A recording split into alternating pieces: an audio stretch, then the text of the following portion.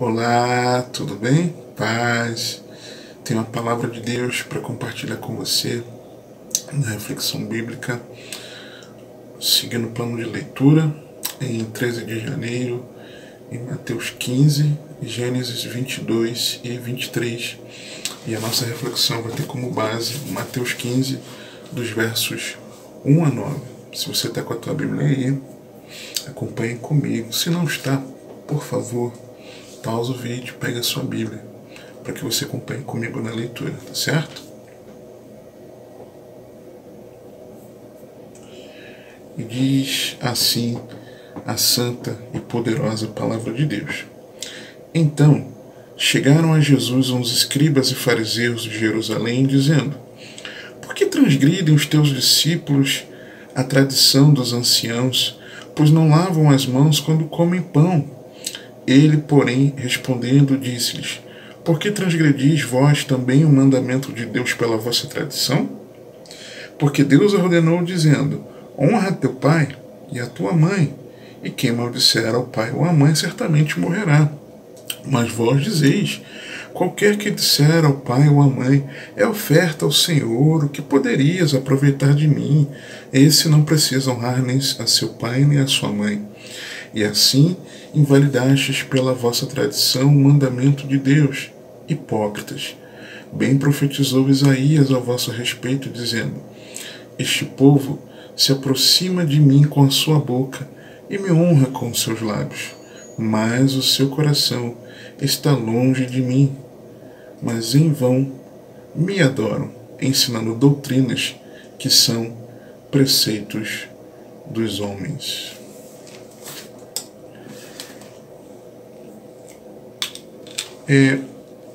O contexto está tratando de fariseus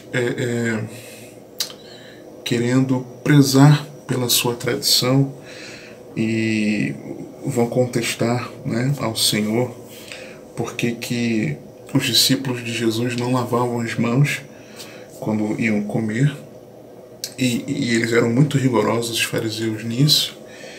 E Jesus ele responde com a pergunta: então por que vocês transgridem o que Deus mandou para seguir a tradição? E aí Jesus especifica um exemplo, de que, sabendo na palavra que deveriam honrar pai e mãe e não maldisserem eles, na verdade eles usavam uma desculpa de que estavam destinando a sua oferta ao Senhor, no lugar de usar essa oferta para honrar o pai e a mãe. E assim, dessa forma, estavam invalidando o mandamento de Deus pela tradição. E aí, Jesus ele fala que aqueles homens,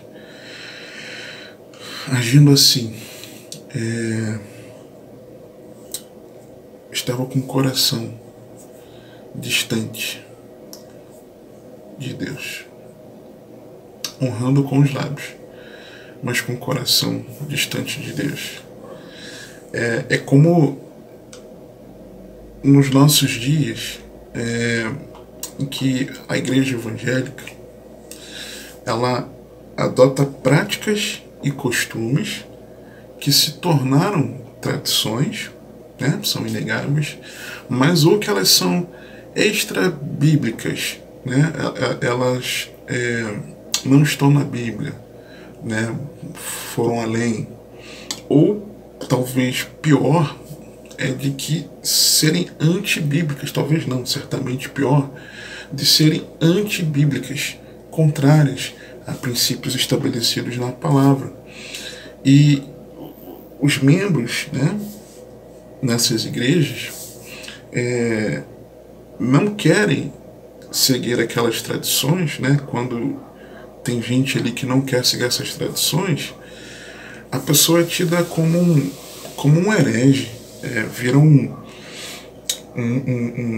transtorno assim, monumental, porque tal pessoa não quer seguir aquela tradição. Ela passa a ser mal vista aos olhos dos demais. Os irmãos passam a olhar de lado. Também, quando não apenas a pessoa que quer deixar a tradição, mas a pessoa que quer fazer o que a Bíblia diz, e muitas vezes o que a Bíblia diz é contrário à prática de determinada igreja, a pessoa também é tida como herege. Não, porque aqui não se faz isso. Não, mas está na Bíblia, eu tenho que fazer. Não, aqui não se faz isso não. Como eu já errei muito nisso. Ou por zelar pela tradição, ou por achar que quem quer viver a palavra está errado. Na prática, os evangélicos demonstram assim que esta tradição ela se tornou maior do que as escrituras no coração dessa pessoa. Assim, as pessoas estão enganadas, achando que adoram a Deus, mas na verdade é uma adoração vã. Porque é uma adoração que não tem base na palavra. Tem uma vida em adoração a Deus, em suposta adoração a Deus, que não tem base na palavra. Você está entendendo? É um estilo de vida que não vive a poderosa palavra de Deus, a santa e poderosa palavra de Deus. E esse é o problema, porque tal coração, ele mostra que ele está a quilômetros de distância de Deus. O seu coração está longe de Deus? O coração, ele é o centro de controle, é o centro da vida. Provérbios 4, 23. Sobre tudo que se deve guardar, guarda o teu coração, porque dele procedem as fontes da vida. O coração, na cultura hebraica, o pensamento, na cultura grega, ele é tido como centro dos pensamentos, sede dos pensamentos, das emoções. É o nosso homem interior. Textos aqui, né? Paulo escrevendo, por exemplo, nas suas epístolas, mencionando sobre o homem interior. Tá? É o íntimo do nosso ser. Só que na nossa cultura, erradamente é porque não tem um significado amplo, né? É uma palavra ligada diretamente a sentimentos e também um símbolo romântico. Então as pessoas perdem essa noção. É uma palavra muito ligada à questão da alma, né? Quando você fala, eu vou abrir o meu coração, estou com o meu coração na mão, olha, de cortar o coração, olha, vou falar ao coração, o fulano falou ao meu coração. Só que quando nós estudamos a palavra coração em si, nós podemos constatar que ela não é somente ligada à alma. Eu estou falando da etimologia, né, da palavra. Ela não é só ligada à alma, mas também ao entendimento e ao vigor físico. E aí, em semelhança, e não é em semelhança, claro, o texto bíblico, vemos que o coração é o centro de controle, o coração ele é o centro da vida. Marcos 12, 29 e 30, quando perguntam ao Senhor Jesus sobre o maior dos mandamentos, lembra que nós estamos falando aqui do mandamento? Invalidaste pela vossa tradição o mandamento de Deus. Qual é o maior mandamento? Jesus respondeu-lhe, Marcos 12, 29 e 30. O primeiro de todos os mandamentos ele está fazendo uma referência a Deuteronômio, o que ele vai falar a seguir. Ouve, Israel, o Senhor nosso Deus é o único Senhor. Amarás, pois, ao Senhor teu Deus de todo o teu coração, e de toda a tua alma, e de todo o teu entendimento, e de todas as tuas forças. Este é o primeiro mandamento. Então, do coração, alma, entendimento, forças. Biologicamente, o coração ele é o centro do nosso sistema circulatório. Você sabe disso. Bombeando sangue para todo o corpo, levando vida, né? A palavra mesmo diz que a vida está no sangue, né? A vida física está no sangue. Biblicamente, nós sabemos que, por exemplo, no Antigo Testamento, o coração é representado pelo termo hebraico lev, significando autoridade interior. Já no Novo Testamento, o coração é o termo cardia, né? Lembra de cardiologista, por exemplo, né? O que significa o homem interior? Ou biologicamente, ou biblicamente, Antigo e Novo Testamento, o coração é o que governa a nossa vida. E por isso, nós precisamos amar a Deus de todo o coração, para que Ele sempre governe a nossa vida. Eu interpreto que o significado de amar a Deus de toda a alma, de todo entendimento e de todas as forças é a ramificação de amar a Deus de todo o coração. Então, quando Jesus diz, amarás ao Senhor teu Deus de todo o coração, o de todo o coração, aí ramifica, entendeu? Ramifica para a alma, ramifica para o entendimento e ramifica para a força. Do coração, ramifica a alma, ramifica entendimento e ramifica a força. O coração evidencia o que nós consideramos valioso. Mateus 6, 19 a 21.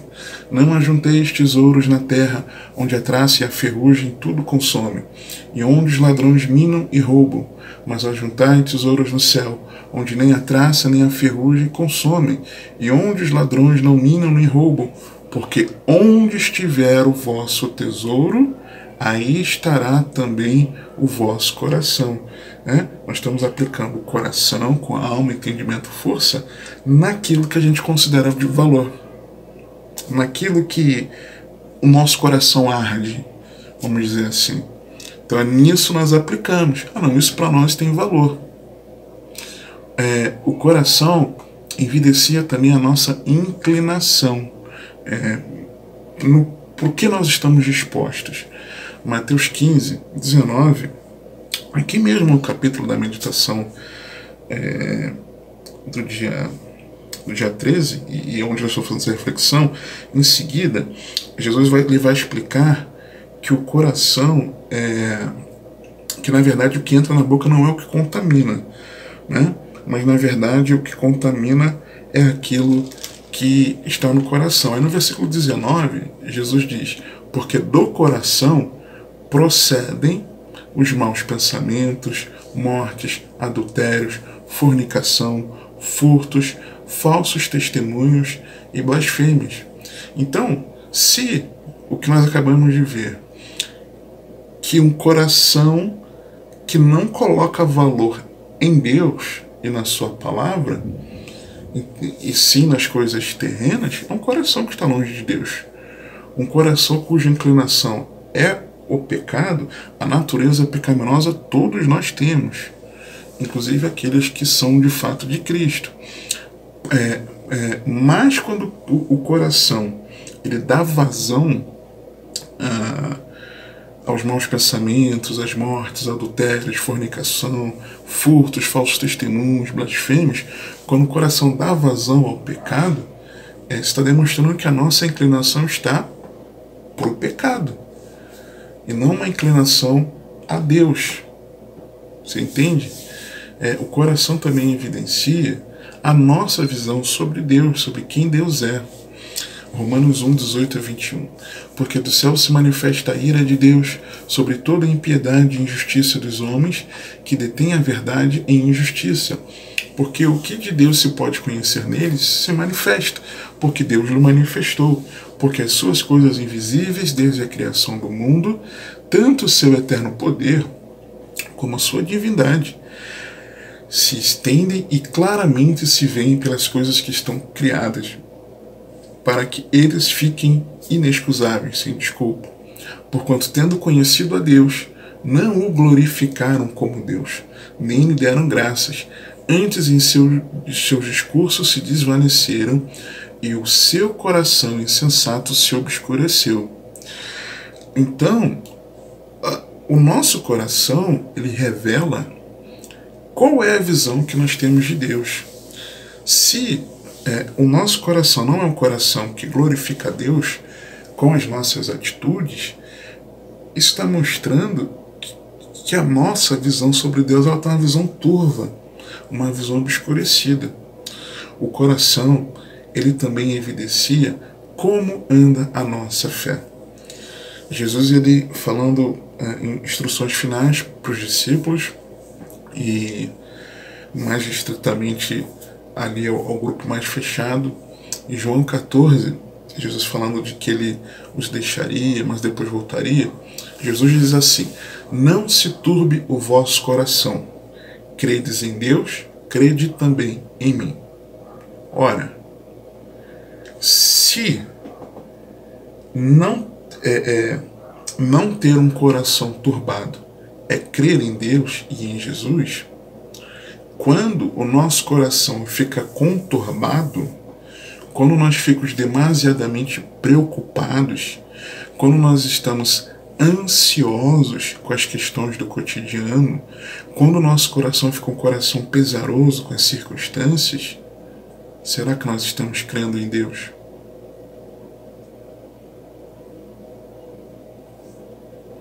Será que a nossa fé está ali presente? Com o coração turbado? Com as adversidades? Nós precisamos aproximar o nosso coração pela palavra de Deus. Porque, presta atenção no texto, gente. Presta atenção no texto.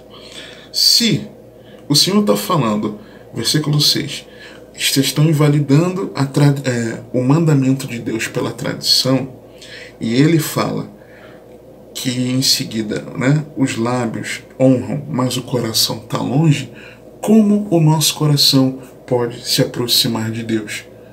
Quando nós validamos a palavra de Deus.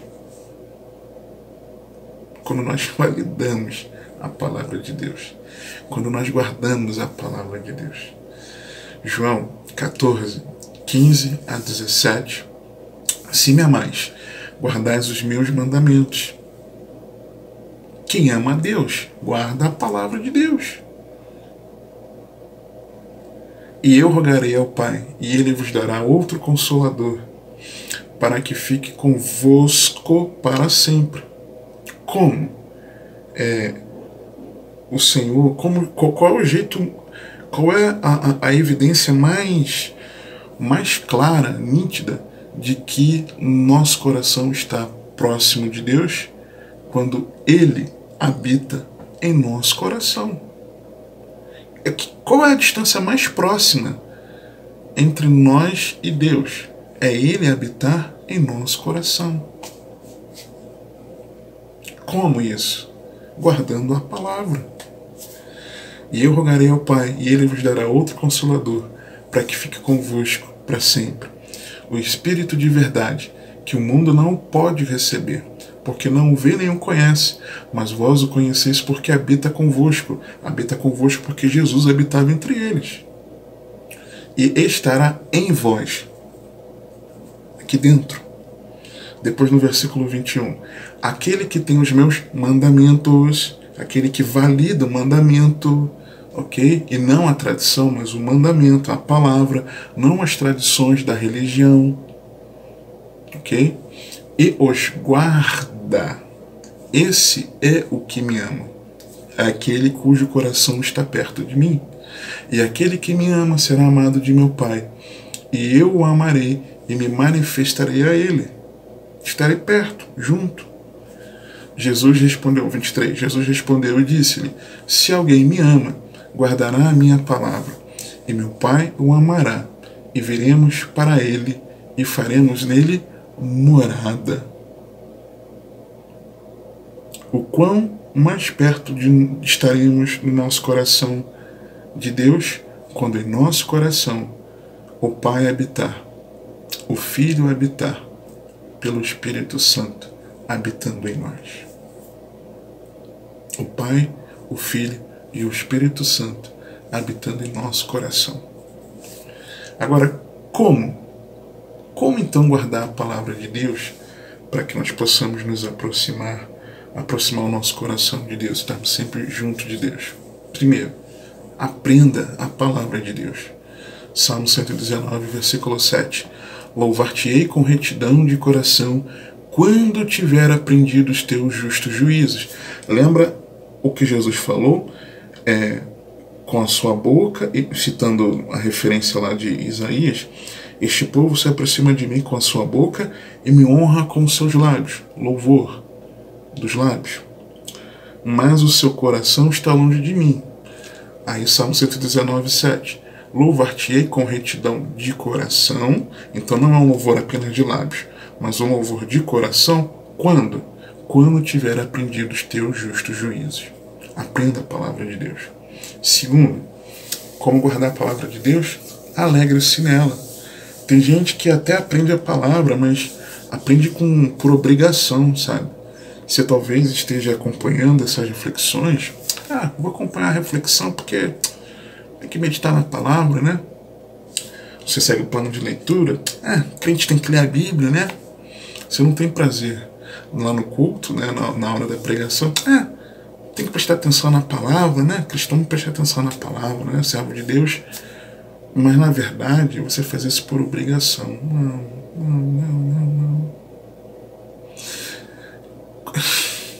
Salmo 119, 111. Os teus testemunhos tenho eu tomado por herança para sempre, pois são a alegria, o gozo do meu coração. Alegre-se na palavra de Deus. Tenha isso como seu tesouro, a sua herança. Alegre-se na palavra. Não apenas aprender, mas alegrar-se nela. Terceiro, conserve-a. Salmo 119, 11. Escondi a tua palavra no meu coração para eu não pecar contra ti. Escondi no meu coração. Tem gente que aprende a palavra. Tem gente que até se alegra na palavra. Mas a palavra se torna uma canção de amores. Como o profeta disse, canção de amores. E a pessoa se alegra. Oh, que pregação maravilhosa. Olha como que ensino bíblico. Olha que pregação do Evangelho. Olha como Cristo está ali revelado nessa mensagem. Olha, puxa, que leitura bíblica edificante que eu li hoje. Mateus 15 e Gênesis 22 e 23. Olha que edificante. Até se alegra, mas não conserva no coração. Não adianta. Quarto, pratique-a. Salmo 119, versículo 34. Dá-me entendimento e guardarei a tua lei e observá-la-ei de todo o meu coração. Não basta aprender, não basta ter prazer nela, não basta apenas mantê-la no coração. É preciso praticá-la de todo o coração. Em quinto e último lugar, persevere nela. Salmo 119, versículo 10. Com todo o meu coração te busquei. Não me deixes desviar dos teus mandamentos. É preciso perseverar na palavra de Deus. Então, o seu coração está longe de Deus? Se você identifica que teu coração está longe de Deus porque você tem focado nas tradições da religião, eu quero fazer esse convite a você se aproximar de Deus guardando a palavra, para que a maior proximidade que teu coração tenha de Deus seja Ele habitando no teu coração, como Jesus nos mostrou em João 14. Para isso, aprenda a palavra, alegre-se nela, conserve-a, pratique-a e persevere nela. Em nome de Jesus. Porque Jesus, ele verteu seu precioso sangue na cruz do Calvário, viveu uma vida íntegra para nos mostrar que é possível viver para a glória de Deus. Ele morreu sem pecado por causa dos nossos pecados. No nosso lugar, a morte que era nossa, assumindo a culpa em nosso lugar, sendo feito maldito, assumindo a maldição que era nossa, para que a justiça de Deus fosse satisfeita, o pecado fosse punido e nós nos reconciliássemos com Deus, para que não o nosso coração estivesse longe de Deus, pelo contrário, mas para que a nossa vida fosse uma vida que sempre glorificasse a Deus. E a distância mais próxima que o nosso coração tem de Deus é Ele habitando em nós por meio do Espírito Santo que Ele prometeu entregar a todos aqueles que lhe obedecem, todos aqueles que guardam a sua palavra, que validam o seu mandamento. Que o nosso coração esteja próximo de Deus. Amém? Que o Senhor te abençoe e te guarde.